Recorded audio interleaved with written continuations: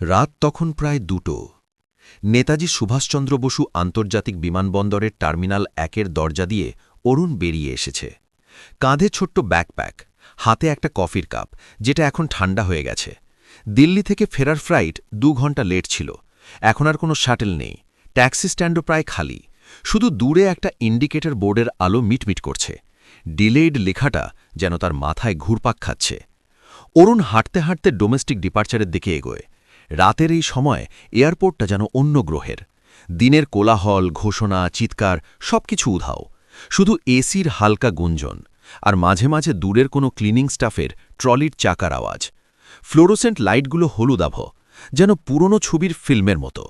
জানালার কাঁচে তার প্রতিবিম্ব দেখে মনে হয় চেনা মুখটা আজ যেন একটু অচেনা। হঠাৎ একটা শীতল হাওয়া গায়ে লাগল। অরুণ থমকে দাঁড়াল। এয়ারপোর্টের ভিতরে তো কোনো খোলা জানালা নেই, তবু যেন কেউ তার ঘাড়ের কাছে নিঃশ্বাস ফেলছে।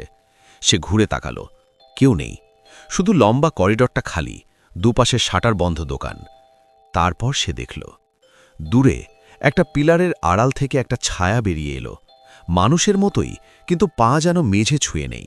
কোনো শব্দ নেই। অরুণের হৃৎপিণ্ডটা একবার জোরে ধক করে উঠল। সে ভাবল নিশ্চয়ই অন্য কোনো যাত্রী।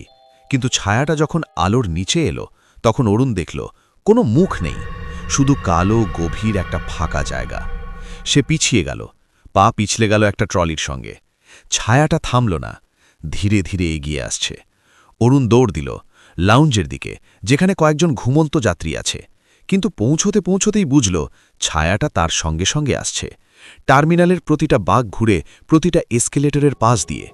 একটা পুরনো বোর্ডের কাছে এসে ছায়াটা থামল। বোর্ডটা মনে হয় অনেক দিনের, রিমেম্বারিং দ্য ডিপার্টেড লেখা। নিচে কয়েকটা নাম, তারিখ। অরুণের চোখ আটকে গেল একটা তারিখে, 1993। একটা ছোট্ট বিমান দুর্ঘটনা। ছবি নেই, শুধু নাম। কিন্তু হঠাৎ সেই নামগুলো যেন জীবন্ত হয়ে উঠল। মুখগুলো ভেসে উঠল কাঁচের ওপর।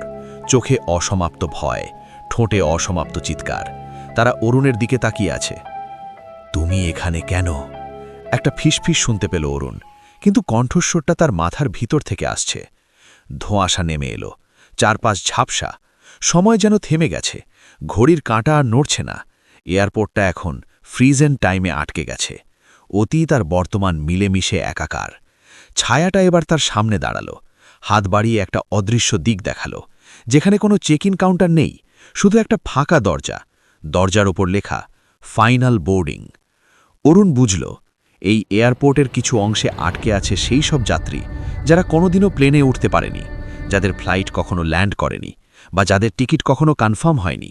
তারা এখনও ওয়েটিং করছে, চিরকাল। ছায়াটা আরও কাছে এসে ফিসফিস করল, তুমি যদি এখানে থেকে যেতে চাও, তাহলে আমার পথে আসো। আমার সঙ্গে এই দরজাটা দিয়ে গেলে তুমি আর কোনোদিন বাইরে যেতে পারবে না। তুমিও আমাদের মতো এই রাতেই থেকে যাবে, চিরকাল অপেক্ষা করতে করতে। যদি বাঁচতে চাও, তাহলে পিছন ফিরে দৌড়াও, এক্ষুনি। অরুণের পা কাঁপছে। সে জানে যদি সে ওই দরজার দিকে যায়, হয়তো আর ফিরতে পারবে না। কিন্তু যদি না যায়, তাহলে এই রাতটা কখনো শেষ হবে না। দূরে একটা ফ্লাইটের ঘোষণা ভেসে এলো, খুব মৃদু, যেন অনেক দূর থেকে আসছে। লাস্ট কল ফর প্যাসেঞ্জার অরুণ। অরুণ চোখ বন্ধ করল। দূরের ঘোষণাটা এখনও কানে বাজছে, লাস্ট কল ফর প্যাসেঞ্জার অরুণ। কিন্তু সেটা আর আগের মতো ভয়ের সুরে নেই, যেন কোনো দূরের খুব পরিচিত কণ্ঠ, তার মায়ের কণ্ঠের মতো, যেটা ছোটবেলায় বলতো, অরুণ, দেরি করিস না, বাড়ি চল। সে চোখ খুলল। ছায়াটা এখনও সামনে দাঁড়িয়ে, কিন্তু এবার তার মধ্যে কোনো হুমকি নেই, শুধু একটা অপেক্ষা। অরুণের বুকের ভিতরটা কেঁপে উঠল, ভয় নয়, একটা অদ্ভুত সাহস। সে ধীরে ধীরে মাথা নাড়ল। না, আমি যাব না। কথাটা বলার সঙ্গে সঙ্গে ধোঁয়াশাটা যেন একটু কমল। ফ্লোরোসেন্ট লাইটগুলো আবার স্বাভাবিক হয়ে উঠল। ঘড়ির কাঁটা আবার নড়তে শুরু করল, টিকটিক টিকটিক, খুব মৃদু কিন্তু নিশ্চিত। ছায়াটা থমকে গেল, তারপর ধীরে ধীরে পিছিয়ে যেতে লাগল, যেন কোনো অদৃশ্য সুতোয় টান পড়েছে। অরুণ দেখল ছায়ার পিছনে অন্যান্য ছায়ারা, অনেকগুলো। সবাই যেন একসঙ্গে দীর্ঘশ্বাস ফেলল, একটা মৃদু দীর্ঘ, প্রায় অশ্রুময় শব্দ।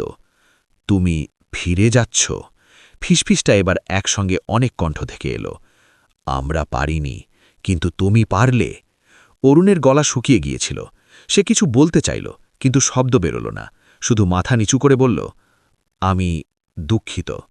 ছায়াগুলো আর কিছু বলল না, তারা শুধু ধীরে ধীরে মিলিয়ে গেল, পিলারের আড়ালে, করিডরের কোণে, জানালার কাঁচের প্রতিবিম্বে।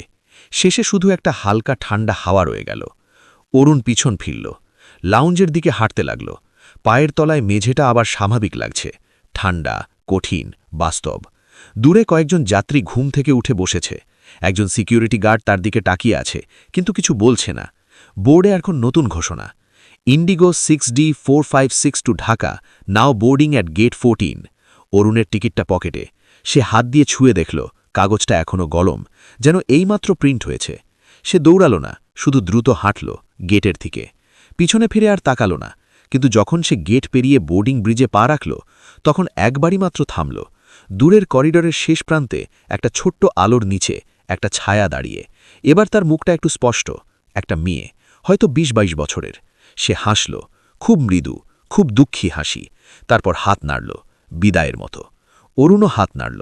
তারপর সে প্লেনের দিকে এগিয়ে গেল। রাতটা শেষ হয়নি, কিন্তু অরুণের জন্য এই রাত আর কখনো ফিরে আসবে না। সে বাড়ি ফিরছে, আর সেই ছায়ারা, তারা হয়তো এখনও অপেক্ষা করছে, কিন্তু আজ রাতে অন্তত একজন যাত্রী তাদের ছাড়িয়ে গেছে। গল্পটি ভালো লাগলে লাইক দিতে ভুলবেন না।